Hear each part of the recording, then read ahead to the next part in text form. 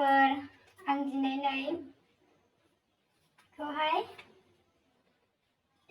माबा पनिर बानायनो नागिरदों आरो नै पनिर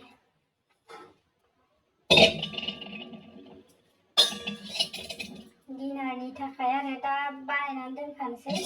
दाहाय सङो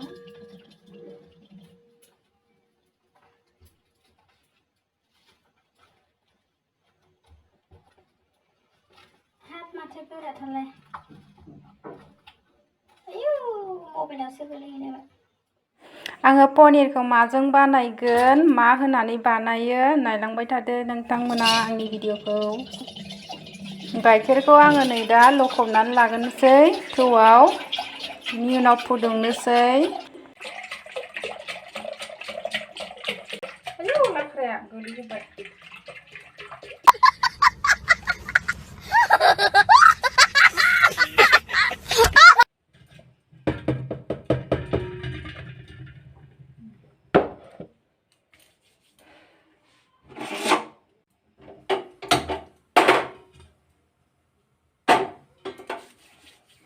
गाइखेरा बिराद मोजां इयो बिराद बुरजा पनिर ओंखारगोन इयो दा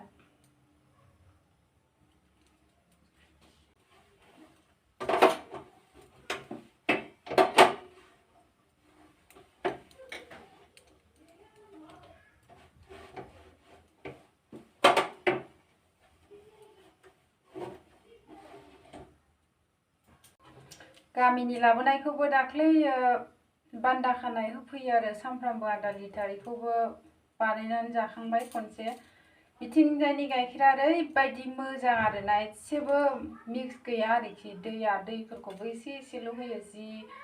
माखा माखा माखा ओंखारलायो आरो ओमफ्राय नैबेयो मा नै भेनेगार इयो सम सम बानायनानै जायो नालाय जोङो सिगांनिखौनो आं ब्लगाव होनो सानदोंमोन ब्लग लाबोनो सानदोंमोन नाथाय टाइमानो जाया सोलाबा हाखु दाखु बानायनाय जायो बेखायनो दिनैनियाव खिथानोसै आरो गाइखेरखौ गोदौ होग्रोनोसै गोदौ होनानै लागोनसै ग्लब ग्लब ग्लब गोदौबाथाय बेखौ लुना होनोसै आरो मोजां मिक्स खालामनोसै गोदौबाय नै गाइखेरा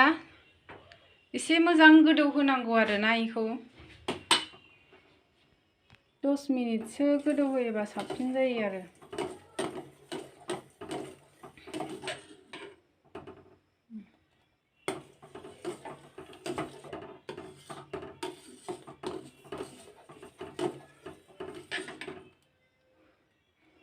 आगोलाव माबा बांसिनानो लेबुजोंसो बानायोमोन लेबुजोंबो जायो आरामनो ओमफ्राय आङो दा बेयाव बेजों बानायो आरो भिनेगारजों गलि बे साबसिन जायो जै होनाय लोगो लोगो गावजोबो आरो बेजों थाबसिन जायो बांद्राय बुरजाद्रायबो होनाङा आरो हिसाबनि होनांगौ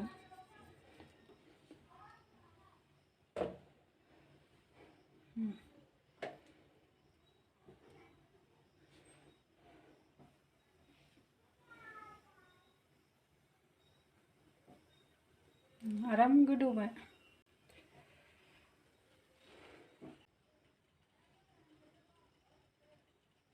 जाबाय नै गोबाव गोदौ होबाय 10 मिनिटसो गोदौ होजाबाय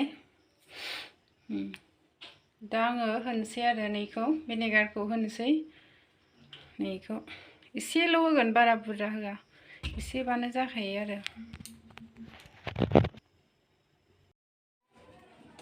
जाबाय नैखौ होनोसै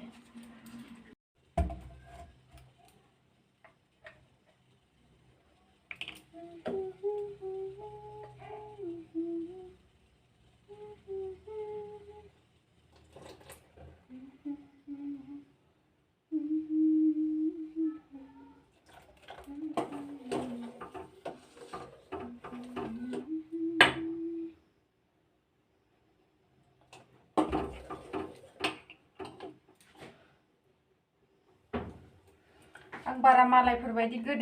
गोदै मिस्टि बायदि रायलाय रोङा दे सिरियास थायो आङो बांसिनानो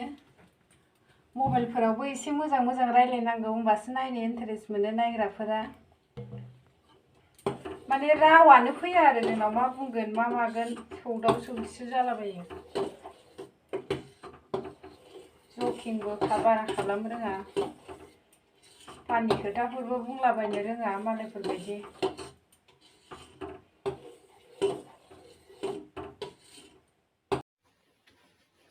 जाबाय नै गोदौजोब्बाय गावजोब्बाय गाइखेरा बेखौ दा जियाव लखबनांसिगौ आरो आरामनो लखबदो एसे सुदो ओमफ्राय सेबदो ओमफ्राय गोरा खाथेनानै दोनदो होमबानो जाबाय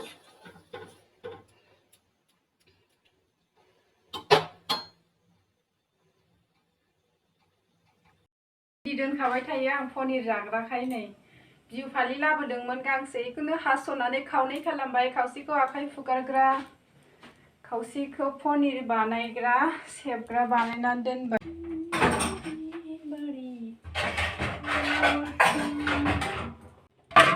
गोबाव गोदौथारबाय जाबाय बांद्रायलायबायसो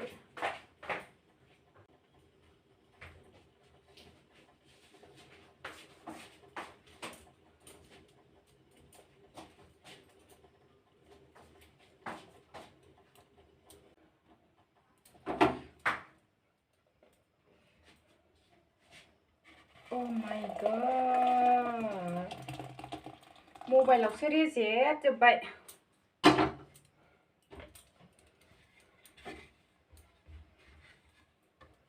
जाबाय नै आयौ लांख्राया गरमथार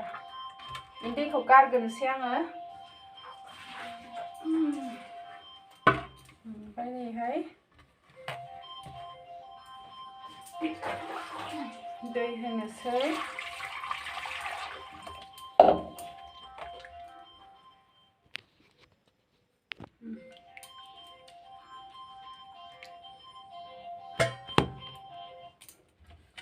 सोर फन हरबाय थालायखो खामानि मावनायावलाय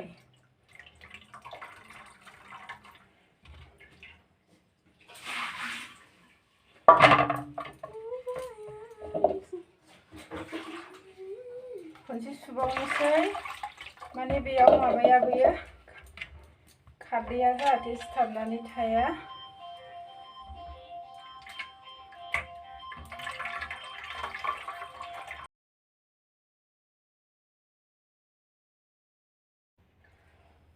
जाबाय दिनै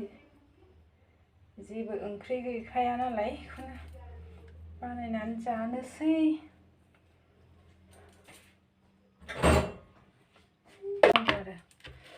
ओरैहाय